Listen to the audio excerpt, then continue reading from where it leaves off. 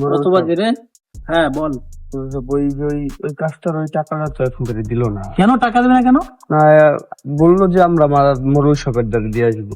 এই বেটা টাকা লাগবে এখন, কি মরল সবার কাছে দেবে? তোরে পাঠাইছি না ওইখানে? আমার তো পাঠাইছে, আমি তো যাই ওইখানে বলছি, কিন্তু এখন আমার এই আলামিন পান দে। মরুল শপ এখন আমার এই মনে করেন আপনার মাথা গরম হয়ে গেছে, কথা বলিস না এখন। ওইটা আপনি তো ওই যে তারা আসলে তাদের একটু বলে দিয়েন। ঠিক আছে রাখ, বাদ দে। এই শুনলাম ওই যে দুলালের বোনের নাকি বিয়া। হ্যাঁ হ্যাঁ দেখতে আসছে কারা? হ্যাঁ। সেটা কি বিয়া যায়, আমাদের কাছে কোনো খোঁজ খবর নাই। আর ওটা তো মরুল শপ আমার তো কিছু বললো না, আপনারও কিছু বললো না, তাই এটা কি ভাই আপনি তুই জানিস? না না, আমার তো তেমন কিছু বলে নাই। বিয়ে দেবে বেটা, আমাদের সাথে আগে দেখা সাক্ষাৎ হবে না, তারপর সে বিয়ে বেটা।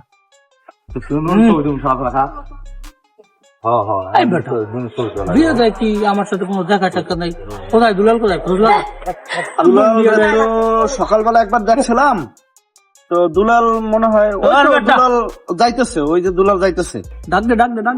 দুলাল দুলাল বিমল সাহেব এদিকে আসেন।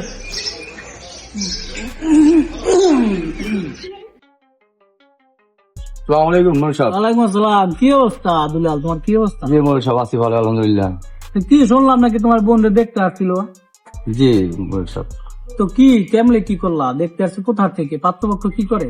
শুনলাম পাত্রপক্ষ খুব ভালো, টাকা পয়সা ওয়ালা, খুব ভালো কাজ করে। তো কি? জি মরুল সাহেব বাইরে থাকে তো, তারা মানে চাইতেছে খুব শীঘ্রই মানে বিয়ের কাজটা শেষ করতে চাইতেছে।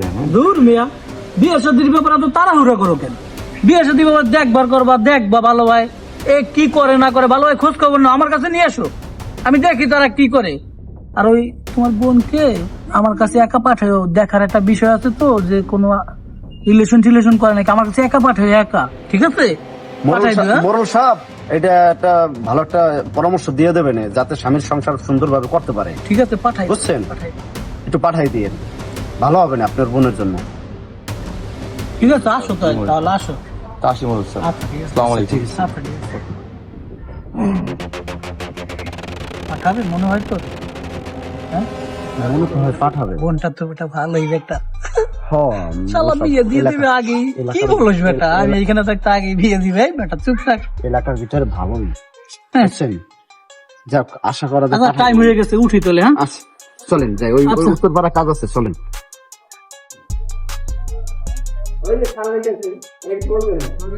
ইমাম সাহেব, মরুল সাহেবের চরিত্র তো আমার ভালো থাকতেছে না।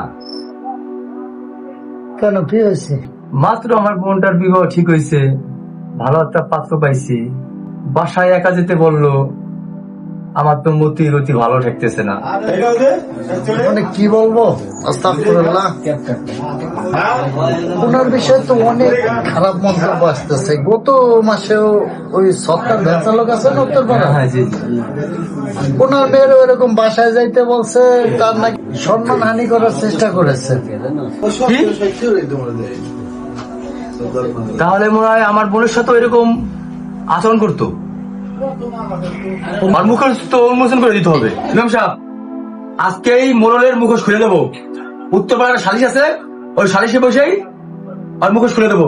চলেন চলো, ইমাম হিসাবে আমারও একটা দায়িত্ব আছে। চলো চলেন। আসো এখানে রাখো। মোড়ল সাহেব, হাফিজপুরের ছেলে আমার মেয়েটারে খুব ডিস্টার্ব করে, স্কুলে যাইতে পারতাম। বিয়ে দিয়ে দাও, ডিস্টার্ব করলে। না এইটা মোড়ল সাহেব বিচার বন্ধ করেন। কেন কি হয়েছে? আপনার বিচার হওয়া উচিত আগে।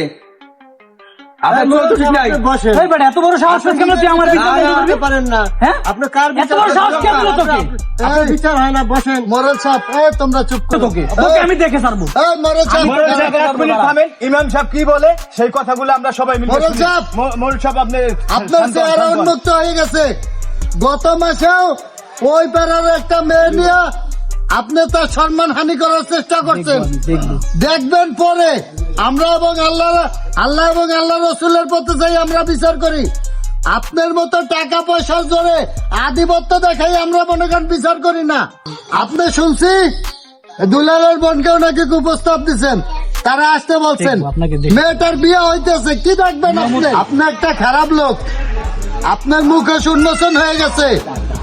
আপনি আর এইভাবে বিচার সালিশি করতে পারবেন না। কি আপনার একমত? একমত। হ্যাঁ? করলাম না বিচার সালিশ, আমার কি হবে? আমার কিছু হবে বিচার সালিশ করলে? করবো না বিচার সালিশ। গেলাম বিচার সালিশ, চলে গেলাম। আমরা তো এত বড় খারাপ, আমরা আমরা এই যে চরিত্রহীন মোরলের কাছে আমরা আর থাকবো না, থাকলে আমাদের ইজ্জত থাকবে না। চলেন আমরা কাইটে পড়ি। বন্ধ করেন, বন্ধ করে তুমি পলা।